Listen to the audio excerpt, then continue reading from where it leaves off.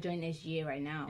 So, because I'm trying to give international students a voice as well in this campus. Because I feel like every time, like, that's why you don't even see anything going on around campus that shows that, oh, we have people from China, we have people from Nigeria. We have a lot of people here. I've seen like so much, so many different people, and I feel like it's only when you talk to them cares. that like exactly, because everybody walks with their heads down and they're like, class home, class home, class home. But like, guys, listen to me now, especially freshmen. Listen to me now. Get out more. Like, go to the union.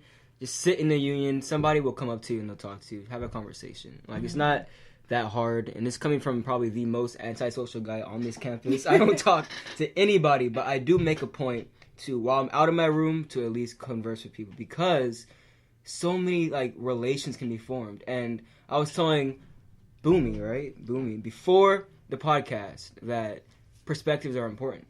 And the reason why I find perspective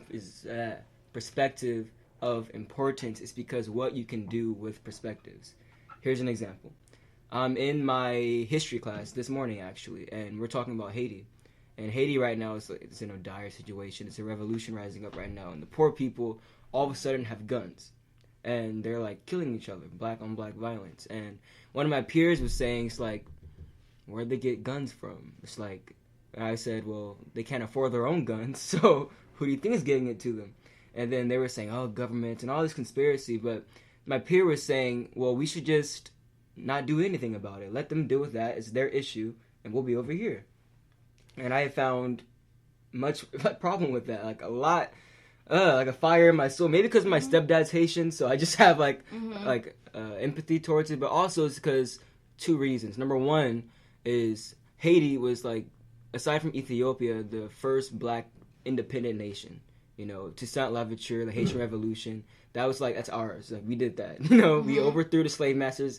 It's ours now. And second is back to what I was saying about perspective. It's education. We can't just not do anything about these issues. So similar to there not being international student organization here at Southern, similar to there not being a Gay Straight Alliance GSA here at Southern, or similar to like the Black History Club, we have one, but it's not elevated and like history isn't known on campus at Southern. The reason why perspective is important, and with the reason and with the example of Haiti, is that my solution is perspective. So go in, educate people. If I can educate my peers within my own race of their history, and also just a general history of just mathematics and science and arts, people won't resort to violence or ignorance because there's no point for it. Because once you're smart, you realize this isn't going to solve anything. Right. And that long drawn out example is only just to prove that we need more education here. And I just want to know, what is it you wish you could share, I guess you can say, with the rest of us? Like, what seed of education you think you can plant in our minds to help us better understand you and your culture, where you come from, and how people can better respect you and your culture? Because I find myself being somebody who, when I talk, that's why I pause a lot when I speak, because I say things, I'm like, wait, I don't know if that was right, I don't want to offend people. So what would you say now that would help people converse with you without, disrespecting you in any way, based off your nationality, where you come from, who you are as a black woman in America?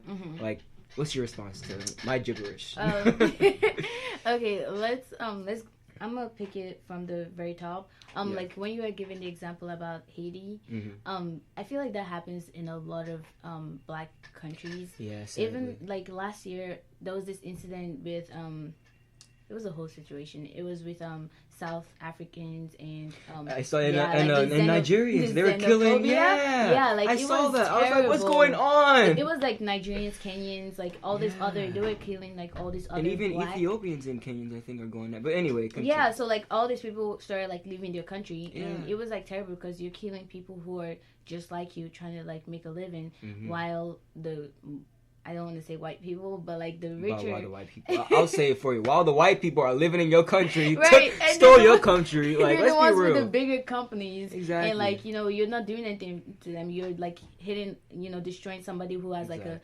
restaurant, like a shoe shop or something. Like that's not gonna do anything for you. And didn't they just because South Africa's newest president, and they're trying to go back to the old name, which is Zania. I can't pronounce it right. And didn't they have a policy saying that, oh, we want to welcome in like other African nations to our nation? Yeah, like, after all that. Oh, so that was after the fact. Okay, I don't know. I don't know. All right, it's speculation. I don't know that. It's speculation. All right. But yeah, even if it's after, that's gonna be hard because you already broke the trust that they have in you. I think it was before, because I think they were killing in response of people coming. So I think they may have said that before. Probably, but anyway, continue. Because I can talk. I'm very long-winded, so please. Yeah. So I would agree that like a lot of people need to be educated because even back home in Nigeria, like our education, we have like really good education. We just don't have good opportunities.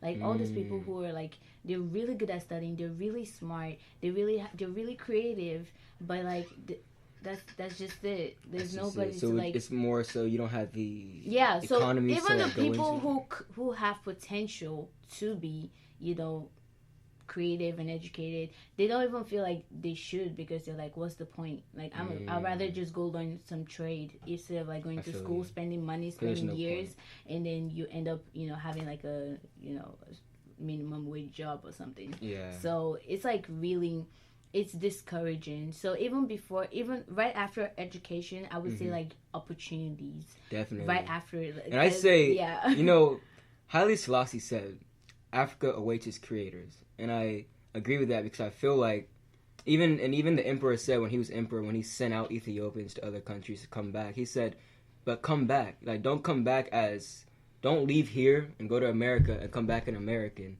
Leave here Ethiopian and come back an Ethiopian. Right. And then build up our own industries in our own countries because it's not that hard. If they can do it, we can do it. I mean, like, in general, like, once you leave something that wasn't good for you, sometimes you don't feel like you want to go right back. That's true. So, and most of the other Nigerians that I've talked to, they don't want to go back. I don't blame you. Yeah, I don't blame them either. Like, I don't want to go back, but like, at the same time, like, I wouldn't feel comfortable knowing that my entire family is back home and they're suffering. Like, that's true. That I would want to go and help. What would you do? Like, what would you? So, say you did, like. What's a good compromise, would you say? Like, not going back, but, like, establishing a foundation? Or, like, what would you do? So, my dad has a school back home. And I was, like, my plan is to, like, build on it. Like, build and make it better. Because it's kind of like a non-profit school. Bunmi University? No. It's going to keep its name. I just want to help them, be better. Like, reach more people. Just in any way I really can help the education. Starting with my, what my dad is doing already. So that's what I want to do. I also. Are you an education major? No, but I want to take like for my master's because I'm gonna graduate very soon. So for my master's, I want to do like business or something. Like, all right. Just so I know what I'm doing while I'm trying to help them because my dad is the educationist. Like he's the one that. You guys are already down. So I'm just gonna run the company. Huh? Yeah, I'm just gonna from help America. So that's what I want to do. Like I also want to do like helping people like who are like out on the street. If we can like make the way you guys here have this like shelters and stuff, like I don't think we really have those. So because you see people on the street, like even another thing that even shocked me was like you don't really get to see like crazy people. Well, not crazy. I'm sorry. Like mentally. Oh, mentally ill. Mentally ill. Yeah, thank you. So you don't really see them just randomly walking around the street and chasing people because you see that a lot in Nigeria. You just see like some random person like chasing you. So it's like establishing. Like, help. So it's like establishing like infrastructure. Yeah. So just like.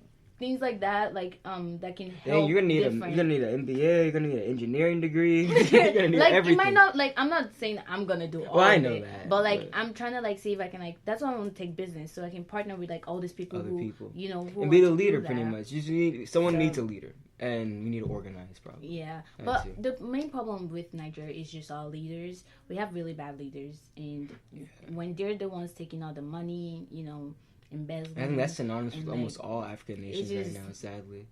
It just takes you right back to square one. Yeah. So. You know what? To be honest, what I think it is have you ever heard of a power vacuum? I think so. Yeah, it's like, I learned it in history. It's like when you have like a great, like, not even a great nation, just like a leader in a nation who had so much power, and then they just leave, and now the nation's like, what are we gonna do? So then all of these like, so, like the crooked colonists? people come through, and like all the crooked people take power, and then all of our countries end up suffering. So yes, the colonists and how they pretty much raped Africa, and they just leave after they're like, oh yeah, we're wrong. So you know what I mean? I mean, for us, like we we also fought for our independence. Definitely. You know, we have. And actually, tell us more about that, because I feel like in America we know our history through slavery, but what do you learn in Nigeria about, colonialization? Oh, like, so... Like my dramatic effect of pausing for a long time? Yeah, so, like, I can't really get into the entire story. All I know is that, like, let me just, like, summarize it. Like, Crash course history. We just had, like, certain people that, like, stood up against the colonists and were like, oh, no, like, we want our country back. Like, so some of them actually came here. Right. I don't know if it was here in the US or like in London, but like they came abroad, they learned what they had to learn, and then went back, and then like they were able to like differentiate. They weren't illiterates anymore, so they were able to like tell that these people are doing us wrong. Kind of like similar to Gandhi, because like Gandhi, he went to, so it probably was London, because Gandhi, he did the same thing. Went to London. Nigerian, though. He wasn't. No. He's Indian. Trust me, I know. He went to London, and then he went back to India, and then he educated Indian people. And so like something like that. But like, like, and it was good for a while, but then we had like monarchy and like people like we had a. Who was in your nation? Was it Britain in Nigeria? Yeah, it was Britain. So that's what. They went to Britain, learned what they had to learn, and then came back. So and used the British's own education to kick them out. Yeah. That's beautiful. I'm going to let y'all teach me how to beat you, then I'm going to beat you. Right. That's amazing. But, like, how we went back to, like, square one was because, like, all this, like, people wanted so much to own all the power. Yeah, that and, power. And, like, the military, like, took over, like, exactly. And that's really sad. I think one of the most tragic, it's like the same story keeps happening to every single nation. And I feel like eventually we as a people gotta like catch on and be like, history keeps repeating itself. We need to stop. We just gotta stop. But I feel like it's hard to do that because a lot of people don't even recognize there is a problem half the time. Right. I mean, even something as simple as like our hair. Like a lot of people straighten their hair for the longest time and they forget this is damaging my hair. You know what I mean? They don't even know. Yeah, it's like it's damaging my hair. So if you put that in the same like ratio, it's like we don't even know we're being oppressed sometimes. And then like when somebody like me comes up as like on an HBCU like Afrocentric, let's all go back and yay, people are like no. And I'm like, but let's do it. They're like no. I'm like, all right, I'll start small, I'll organize. But, right, exactly. But it's like sometimes we just don't even realize things are happening to us. And that's true. I don't know, I want something tangible to come out of this interview. So would you say the time is right in 2020 to start working on a international students like organization, or even like a Nigerian student union, or something like that? So like we had, or have one you already last started? That's what I say. Or have you already done that? Yeah, but like the problem with that was like there wasn't enough support. So like our president, she like stepped down. She was like she didn't want to do it anymore because people weren't stepping up to the task. When you have only like 3 or 4 people doing like all the work, it puts like a lot of pressure on them. So. And what was it called? It was called the African Students Organization. Wait, you guys had the fashion show, right? No. Or an event. You guys had an event, right? Yeah. In the intramural.